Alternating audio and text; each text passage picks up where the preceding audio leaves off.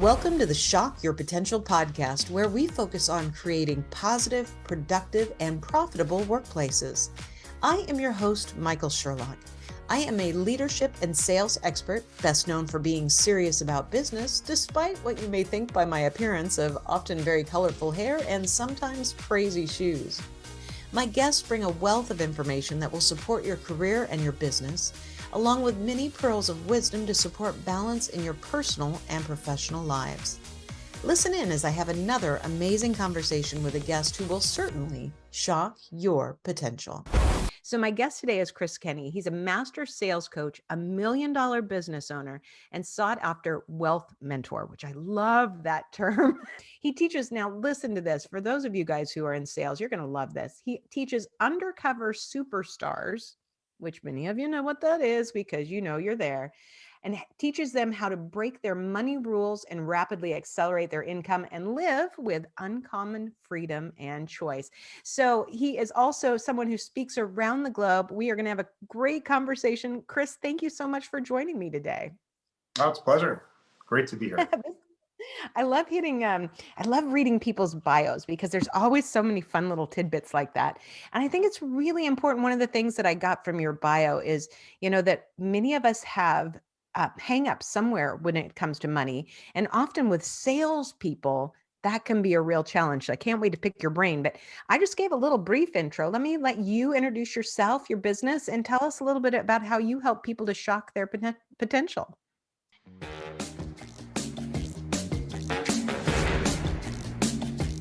Yeah, obviously I own a coaching company. It's Kenney Coaching, imagine that. And what we help people do is we help people position, package, and sell high ticket programs. So my ideal clients are people that are in business. Typically they're selling programs in the neighborhood of maybe 5,000, 6, 7, 8 grand, somewhere in that area. And they want to build in a high ticket offer. And, high ticket is relative. Some people might say a $5,000 offer is a high ticket offer, not in my world. I see a high ticket offer as like something in the area of 20,000, 25, 50K. I have clients that are selling programs that are over 100,000. So that's the expertise. That's what lights me up. It's what I'm called here to do. And it's also a game changer when it comes to believing in yourself, when it comes to your confidence. There's also a much higher level skill set required to hop on the phone and sell a 100K coaching package. So you have to be pretty sound with your skill set, but you also have to be sound with who you are and how you're being when you show up in these meetings, and being able to hold yourself, command that fee, and own it fully. So that's it in a nutshell. That's what we do. I love it. And it's really interesting to me today. I love interviewing people who do coaching. And I always say I never call myself a coach, but I am a coach in many, many ways in what I do too, not in the same way.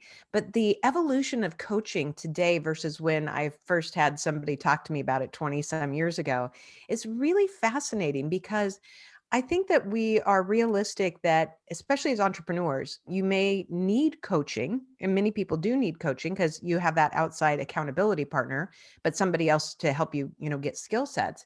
But we also know that for people who are still, working for other companies and maybe thinking about transitioning, or they're trying to evolve their career, whatever kind of coaching they're looking for, is that a lot of businesses don't invest at the same level in training their people anymore. I mean, it's one of the first things that goes. We're seeing that, right now. Where are you going to spend the money if you got to keep the lights on? But Sure. it's really an important process when you work with a coach to be able to give yourself over to that interaction, that relationship, and really learn from it, and not worry about whether or not it's teaching you things that you were doing wrong, or maybe that you need to do differently or better. Yeah, I mean, I just think, my mindset on this is you can't see your stuff through the lens that's creating it. So, if you're trying to solve your problems with the same thinking that's creating your problems, you're obviously not going to solve your problems. And it creates this really horrible cycle in terms of behavior, because we know we're stuck. We know we're not getting to where we want to go. We know there's a higher level available for us. And if we're in that space and we're trying to figure it out, but we're trying to figure it out with the same thinking that's creating the problem, we're not going to figure it out. and then we beat ourselves up for it, Mm-hmm. which Absolutely.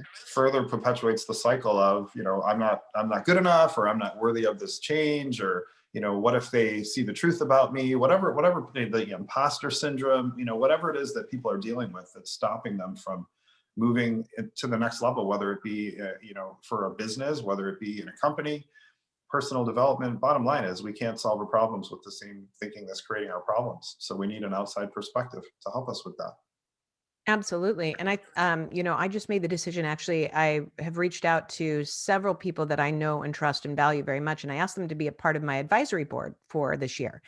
And, so I'm not asking too much of them, of their time and energy, but it's a different level of my business now that I'm moving to a different level. And I really want their outside perspective. And I want I've only chosen people who I know will be honest with me. And I also know it's going to be terrifying. And I've worked with mastermind groups and I've worked with coaches. So I've got all these different perspectives, but really asking someone to be brutally honest with you is not something that is easy, but it's definitely a game changer for most people. Yeah, and one of the things I tell clients is your willingness to be totally honest is one of the things that's totally important. And I think one of the Mhm. biggest enemies in sales conversations is the need to be liked, Oh, because yes.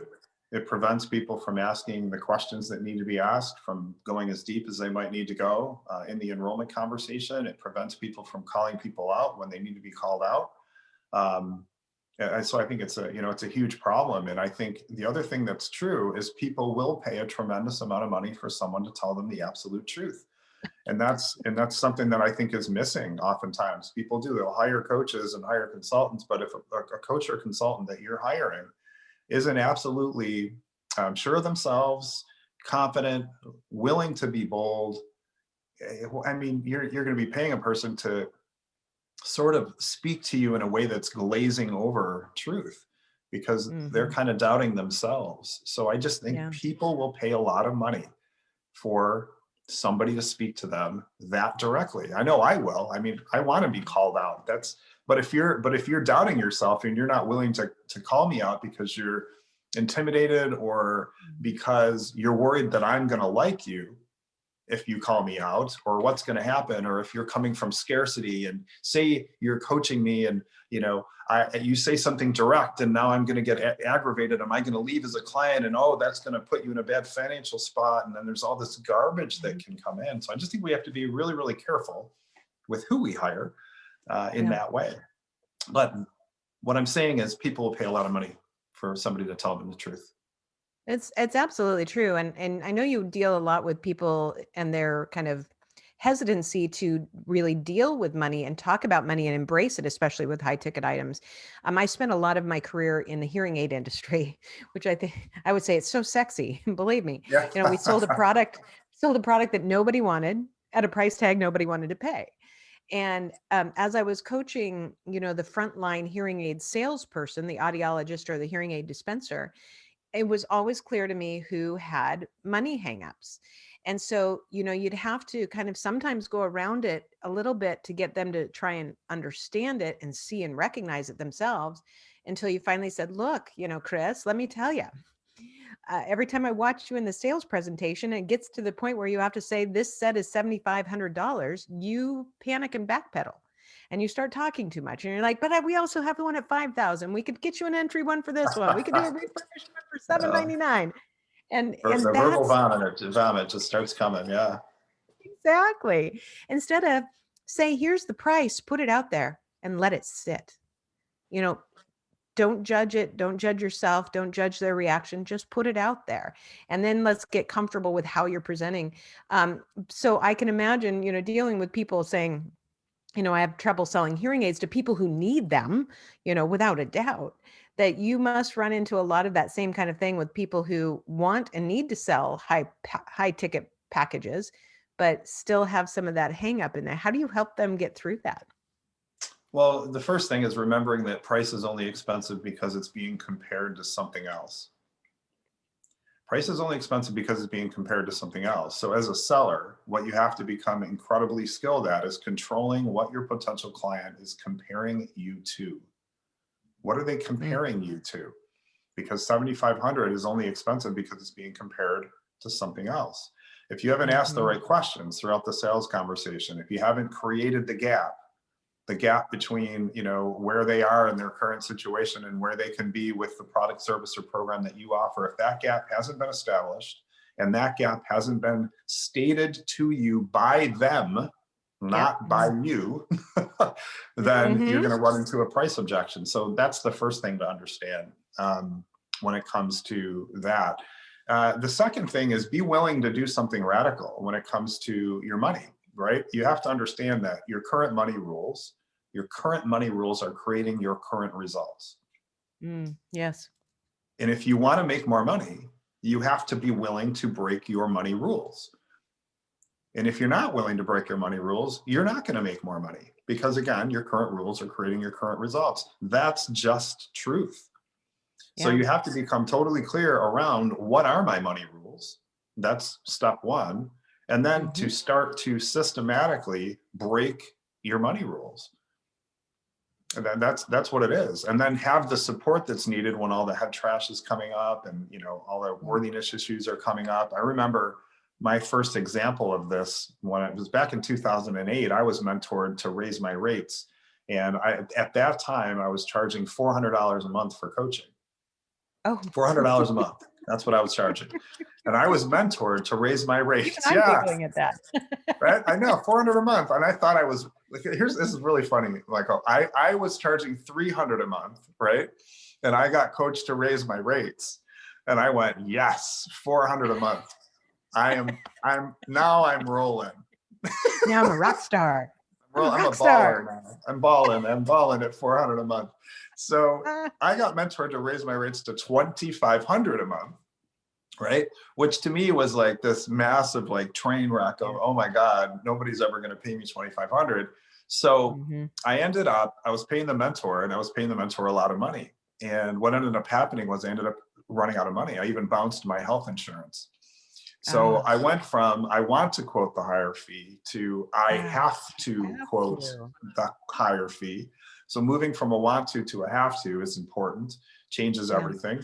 So I quoted the fee, and I did exactly what you just said, where I developed the verbal vomit. Well, I've got this and this, and you get this and this, and just one go to talk. The person, here's what I actually do. This is funny. I teach high ticket sales now, multi 7-figure business owner. I muted myself. I was vomiting so horribly on this person and I realized it. So I literally hit the mute button. And because I quoted the 15,000, and I feel like I was kind of crawling under the table as I quoted it, right? And because that's what it was, 2,500 a month, 6 months, 15 grand.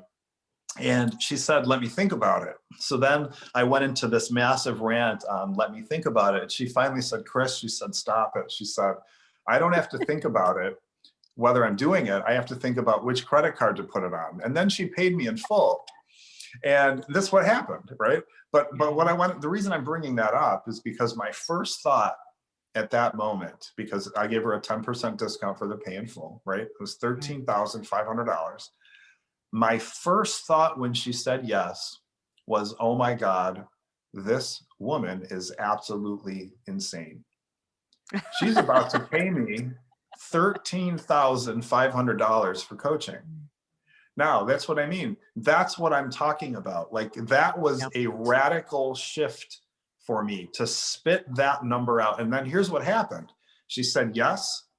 I coached her for the 6 months, and then she renewed for another 13,000. And then you said, she's really crazy. Then I went, my gosh, she's totally insane. But what I'm saying is that experience of her having that kind of return allowed me to grow into the belief around the money. Yeah. But the challenge is people want to believe in themselves before they quote the fee. Yeah. You have to be willing to quote the fee before you 100% believe that you're that valuable. Yes, and then I agree with that. You grow into it afterwards. That's how it happens. And that's why I tell everybody one of the keys to understand here is, I think one of the keys to success is the willingness to move forward in faith. It's faith. The bridge between the physical and the spiritual is faith.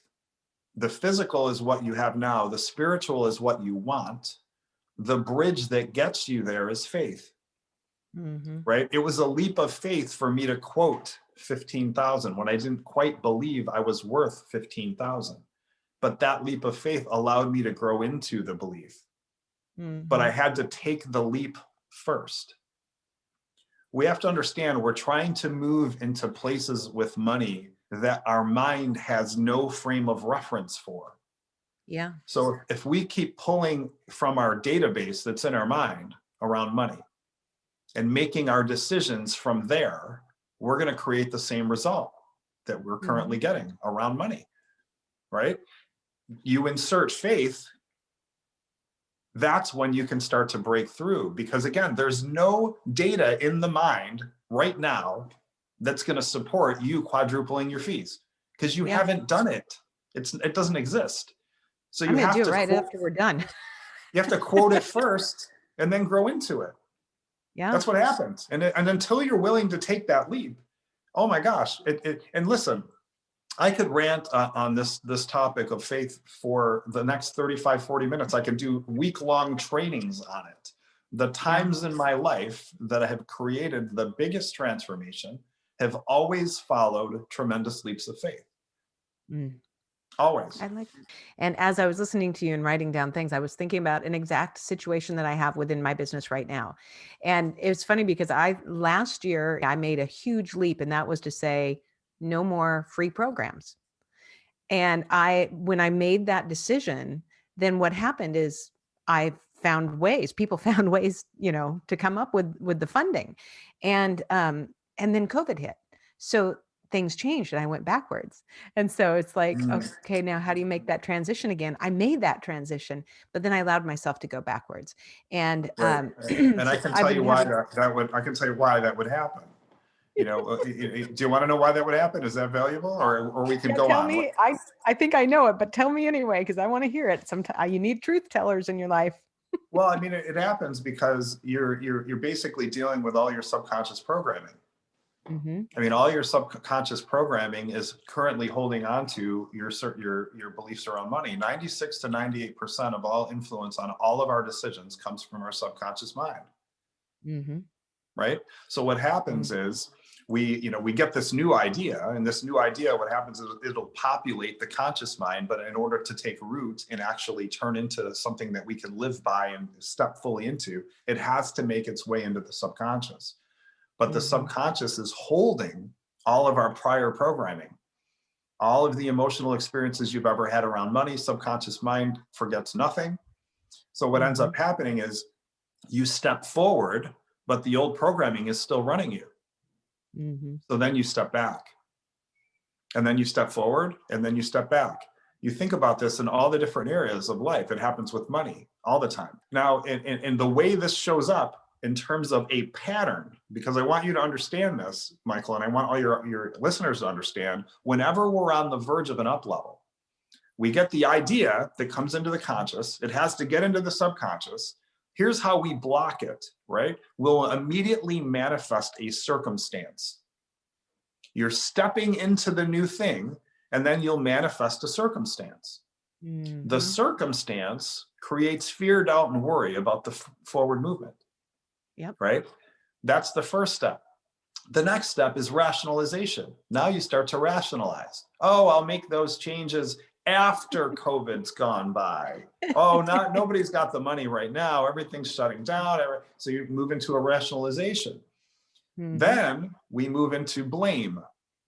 And that's where we start to blame something outside of ourselves for why we're stuck, right? As soon as we move to blame, our old programming has taken over. Oh yeah, kicks back in. Yeah, that makes sense. Because now we're powerless.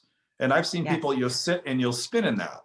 You'll be on the verge of the up level, manifest the circumstance, fear, doubt, and worry happens, rationalization happens, blame happens, and people run back to safety.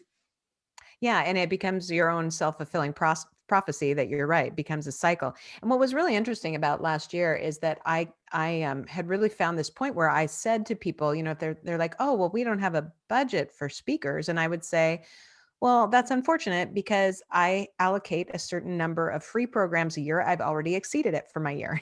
Now, they didn't need to know whether or not my number was 0 or my number was 1 or my number was 100. I've But just even exceeded that my number of free verbiage, programs. I love it. it gave me confidence. Yeah. And that built me up again because I love to make people happy. And so my husband's always teasing me about this, like, oh, they loved you in that free program. That was great.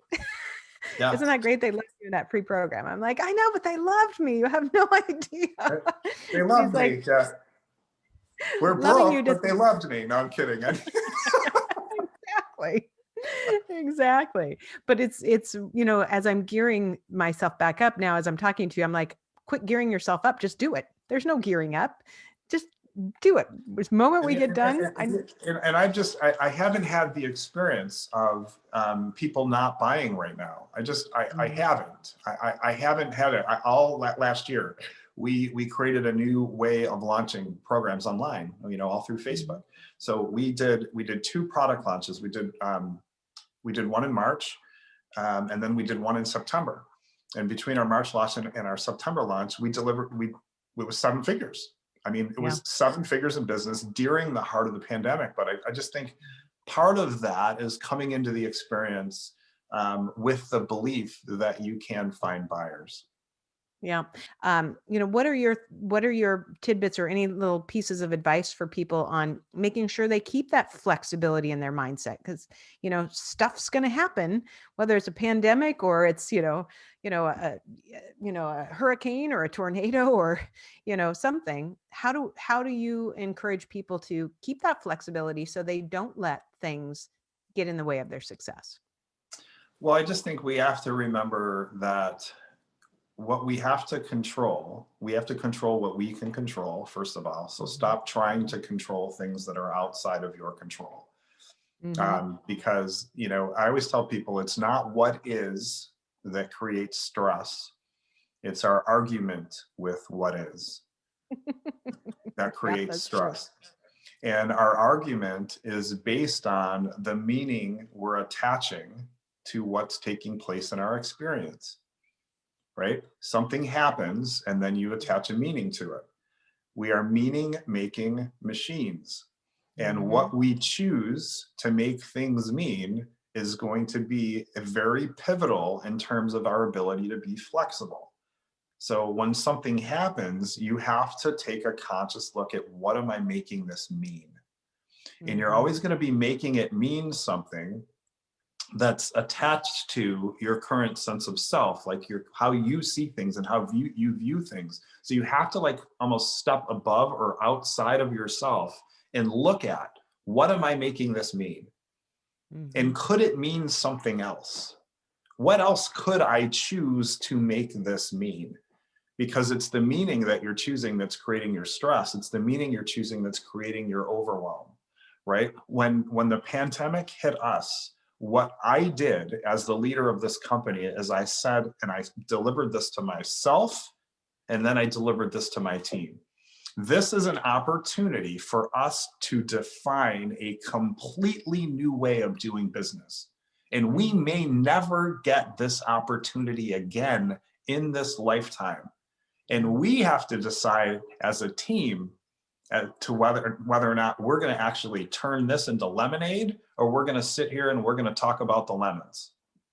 Yeah. And what we completely did is we redefined as a company how we do business, because I, similar to yourself, was a person, Michael, who was speaking on stages all over the place. And that's how Mhm. I was filling my practice. And as Yeah. I was watching my clients fall off, fall off, fall off, because their clients couldn't pay them, so they couldn't pay me. Right. We Right. pivoted and we moved completely into online marketing, and we redefined how we do business. So we saw it as an opportunity, but that was because we were looking at what are we making this mean? Mhm. And it's very empowering to understand that we don't have to be victim to these times when we pivot, because we control what these things mean. And it's how we respond that will determine our results. It's not what's Yeah. happening, it's how we respond to what's happening. And we're in control of that. I love it. Absolutely. I think you're absolutely right. And I know we're nearing the end here. We'll have all your contact information on our show notes, but just in case somebody wants to type in right now and find you because they can't wait to hire you, what's the best way for them to find you? Well, website is chriskenneycoaching.com. That's chriskenneycoaching.com. And Kenney is Kenney. So don't forget the second E. And then also Facebook. I have a really active private Facebook group. It's called Sales Mastery Inner Circle. Sales Mastery Inner Circle on Facebook. Pop that into the search. Hop in. You'll have to answer 3 questions. You'll enter the group. I do a live show in that group every single Thursday at 1 p.m. Eastern. So there's lots of free content. There's free laser coaching sessions in there. All of it's free. Sales Mastery Inner Circle on Facebook. Excellent, Chris. Thank you. Before we go, do you have any last words of wisdom or pearls of advice for my listeners and viewers?